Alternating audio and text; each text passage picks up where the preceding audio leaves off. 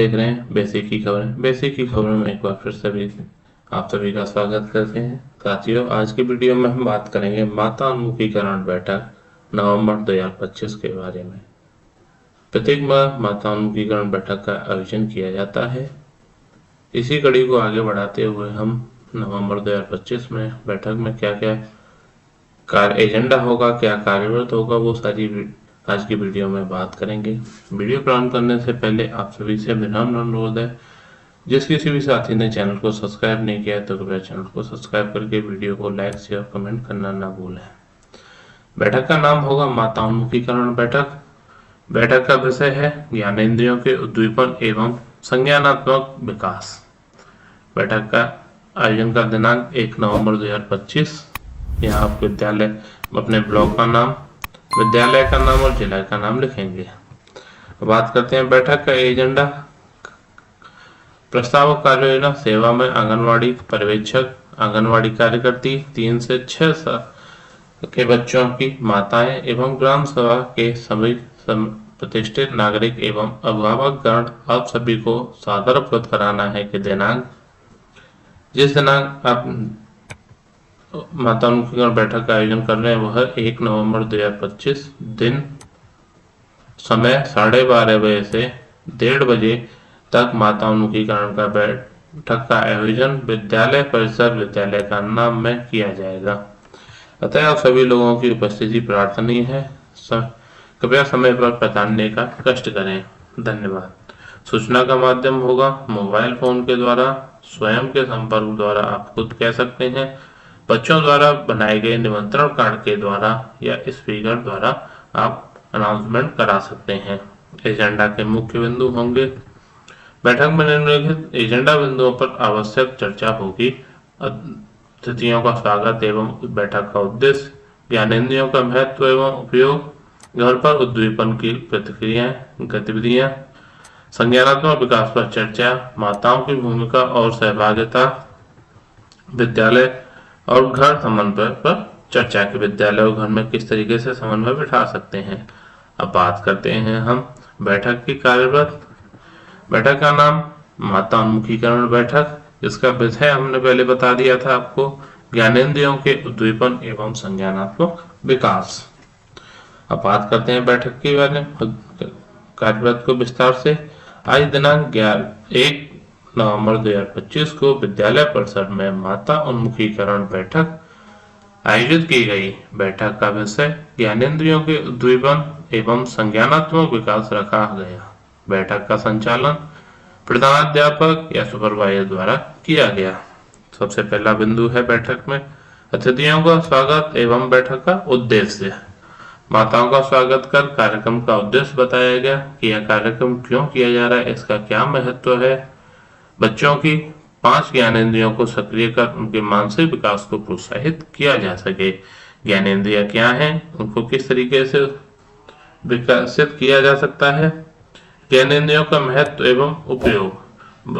सभी बच्चों बड़ों सभी में मानव शरीर में 5 ज्ञानेंद्रियां होती हैं, जैसे आँख, नाक, कान, जीभ और त्वचा। आँख का काम होता है देखना, कान का काम होता है सुनना, नाक से हम किसी की भी स्मेल सूंघते हैं, जीभ का काम होता है स्वाद चखना, खट्टा मीठा कैसा है, और त्वचा हमारा टेम्परेचर नापती है। इनके द्वारा सीखने और अनुभव प्राप्त करने का मुख्य माध्यम है। इनके माध्यम से ही बच्चे दुनिया को समझते हैं, क्योंकि यही ज्ञानेंद्रियां हैं। अगर ये इनमें से कोई भी चीज नहीं होती है तो फिर उसको हम दिव्यांग की श्रेणी में डालते हैं और वो बच्चा सही से नहीं सीख पाता है। तो इनका सही से उपयोग करना हमें बच्चों को सिखाना ही चाहिए। तीसरा है घर पर उद्दीपन की गतिविधियां, किस तरीके से इनको मोटिवेट उद्दीपन को कहते हैं। माताओं को बताया गया कि वह घर पर रंग दिखाना, आवाज सुनाना, स्वाद पहचानना, वस्तुएं छूने जैसी गतिविधियां कराएं। रंग दिखाना आपका आंख की ज्ञानेंद्रिय के लिए होता है, आवाज सुनना कान की ज्ञानेंद्रिय के लिए, स्वाद पहचानना हमारा जीभ की ज्ञानेंद्रिय के लिए कि कैसा स्वाद है, खट्टा मीठा या क्या है, और वस्तुएं छूने से हम उनका टेम्परेचर या फिर उनके आकार के बारे में पता कर सकते हैं। इसके बाद आता है हमारा संज्ञानात्मक विकास पर चर्चा।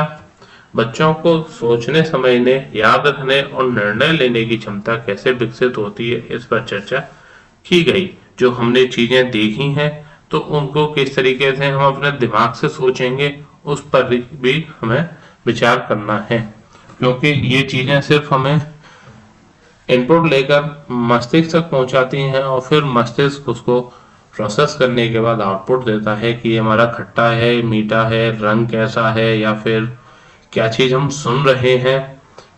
कान का काम सिर्फ सुनना होता है, उसको समझना हमारा दिमाग का काम होता है। बिना दिमाग के हमारे कोई ज्ञानेंद्रिय काम नहीं करती है। तो इनका विकसित कैसे कर सकते हैं, इस पर चर्चा की गई विस्तार रूप से। माताओं की भूमिका और सहभागिता पर चर्चा के संबंध में माताओं की क्या भूमिका हो सकती है। माँ बच्चे की पहली शिक्षिका होती है। सारी चीजें बच्चा माँ से ही सीखता है। वह रोजमर्रा की गतिविधियों के माध्यम से बच्चे के सीखने को बेहतर बना सकती है। वह बहुत बच्चे विद्यालय आने से पहले ही बहुत सारी चीजें सीख जाते हैं, जो कि सीखने में माता का ही सबसे बड़ा योगदान होता है। इसलिए माँ को पहला गुरु कहा गया है हमारे पौराणिक ग्रंथों में भी, और सभी जगह पर माँ को पहला गुरु के रूप में बताया गया है। घर और विद्यालय पर संबंध पर चर्चा। शिक्षक और अभिभावक मिलकर बच्चे के सर्वांगीण विकास के लिए सहयोग करें, इस पर सभी को प्रेरित किया गया।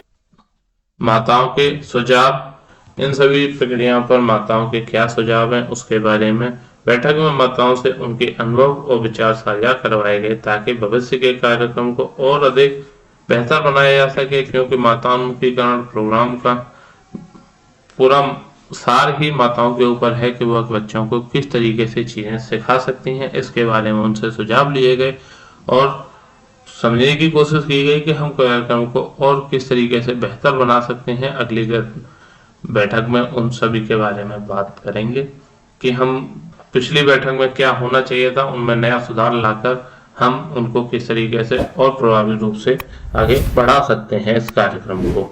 इसके बाद हमने धन्यवाद ज्ञापित करके बैठक को समापन करने की घोषणा की गई। राइट हैंड साइड में हम बैठक में उपस्थित सभी सदस्यों के हस्ताक्षर, जिसमें माता और आंगनवाड़ी कार्यकर्ती, प्राध्यापक, अध्यापक जो भी हमारे उपस्थित हुए थे, उन सभी के यहाँ पर हस्ताक्षर कराएंगे। तो साथियों, ये थी हमारी आज की वीडियो। उम्मीद करते हैं आपको वीडियो अच्छी लगी हो। मिलते हैं इस अन्य वीडियो में, तब तक के लिए धन्यवाद।